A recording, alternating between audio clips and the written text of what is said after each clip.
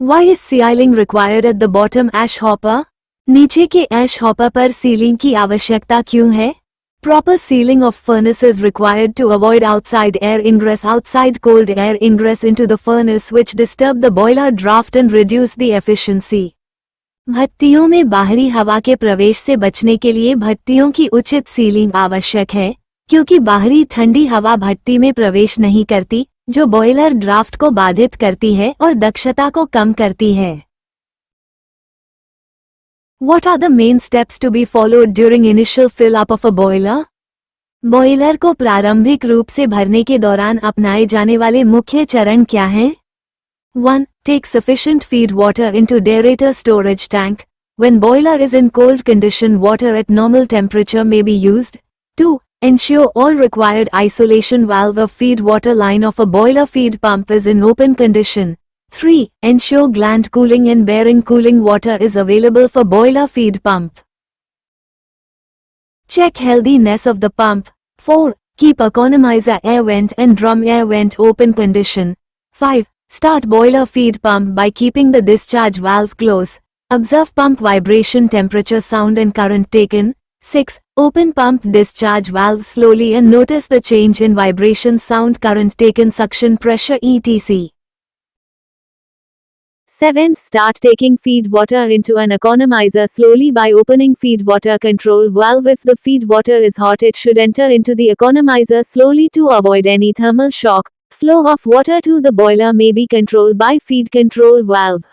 8. After some time, when the water is filled up in the economizer, it is start coming out from the economizer vent. 9. When water comes out from the vent in pressure, then stop the vent valve. Thus, now water start entering into the steam drum. This water comes down through downcomers and water walls. Tubes, evaporators are filled up gradually. 11. When all water walls are filled up, drum level get raised. 12. Keep the drum level below the normal working level. When the boiler is fired, the temperature of water increase and hence, the volume too. Water level swells when it is heated. This is called as swelling. Drum level may be adjusted after swelling.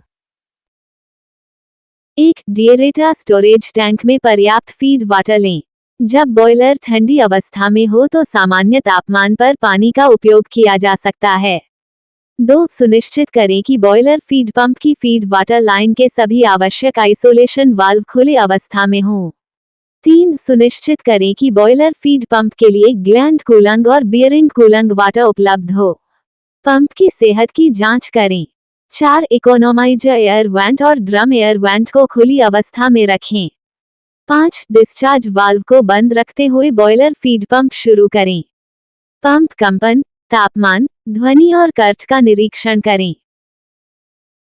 6. Pump discharge valve को धीरे धीरे खोलें और कंपन, ध्वनि, Kurt, suction, दबाव आदि में बदलाव देखें। 7. फीड वाटर कंट्रोल वाल्व को खोलकर धीरे धीरे इकोनोमाइजर में फीड वाटर लेना शुरू करें। अगर फीड वाटर गर्म है तो इसे किसी भी थर्मल शॉक से बचने के लिए धीरे धीरे इकोनोमाइजर में प्रवेश करना चाहिए। बॉयलर में पानी का प्रवाह फीड कंट्रोल वाल्व द्वारा नियंत्रित किया जा सकता है। 8. कुछ समय बाद जब इकोनोमाइजर में पानी भर जाता है तो यह इकोनोमाइजर वेंट से बाहर आना शुरू हो जाता है। 9. जब पानी दबाव में वेंट से बाहर आता है तो वेंट वाल्व को बंद कर दें।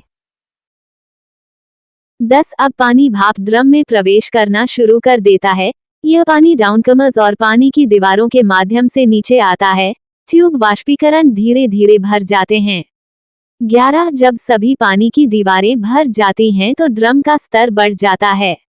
12. ड्रम के स्तर को सामान्य कार्य स्तर से नीचे रखें। जब बॉयलर में आग लगती है तो पानी का तापमान बढ़ जाता है और इसलिए मात्रा भी बढ़ जाती है। गर्म होने पर पानी का स्तर बढ़ जाता है। इसे सूजन कहा जाता है। ड्रम का स्तर सूजन के बाद समायोजित किया जा सकता है। What is swelling of boiler water and when does it take place? Boiler जल का फूलना क्या है और यह कब होता है? Keep the drum level below the normal working level. When the boiler is fired, the temperature of water increase and hence, the volume too. Water level swells when it is heated. This is called as swelling. Drum level may be adjusted after swelling.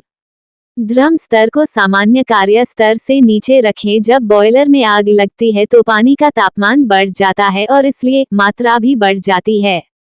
गर्म होने पर पानी का स्तर बढ़ जाता है। इसे सूजन कहा जाता है। ड्रम स्तर को सूजन के बाद समायोजित किया जा सकता है। What is the id of a 100 NB Schedule 40 pipe? 100 NB Schedule 40 pipe की ID क्या है? The inside diameter, id, of a 100 NB Schedule 40 pipe is approximately 4.5 inches. The outside diameter, OD, of this pipe is 114.3 millimeters. 114.3 millimeters equals 4.5 inches times 25.4 millimeters in 100 NB schedule 40 pipe का अंदरूनी व्यास ID लगभग 4.5 inch है। इस pipe का बाहरी व्यास OD 114.3 millimetre 114.3 millimeters equals 4.5 inches times 25.4 millimeters in है।